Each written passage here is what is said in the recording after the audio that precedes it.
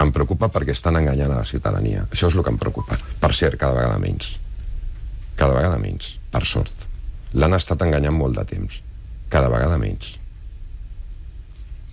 No tots els mitjans, de la mateixa manera que vostè no vol que posin a tothom al mateix sac, només faltaria. No posem al mateix sac a tothom. Fins i tot comença a haver-hi diferències geogràfiques. Per dir-ho tot. Vostè s'ha sentit que li han instrumentalitzat la feina professional i segur que ens estan sentint molts policies, companys seus, de Josep Lluís Trapero, que com vostè han estat al carrer i que tenen la responsabilitat. S'han sentit al cos de Mossos d'Esquadra en aquesta operació que se'ls estava instrumentalitzant pel context polític que estem vivint? Jo he actuat sense cap tipus de... A mi... no sé com dir, si vol dir des d'aquí, si a mi el govern... La informació que s'ha anat publicant i difonent de la investigació... El per què ho fan, cadascú sabrà per què ho fa, jo no ho sé.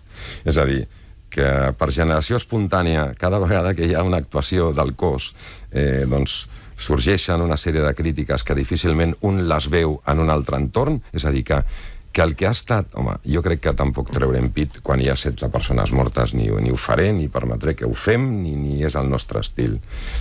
Però, clar, és que una actuació policial, doncs, la gestió d'uns atemptats, una cosa tan greu, doncs, home, que en 5 dies, doncs, ja no que estiguin detinguts, morts, és igual.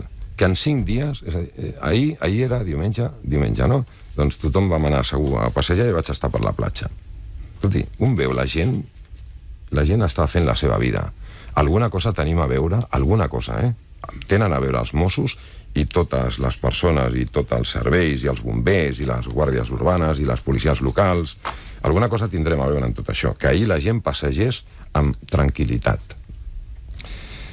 I resulta que els titulars de 3 o 4 diaris és la policia belga va alertar, no sé què, és a dir, és com anar inoculant la idea en una ciutadania de que això s'hauria pogut evitar.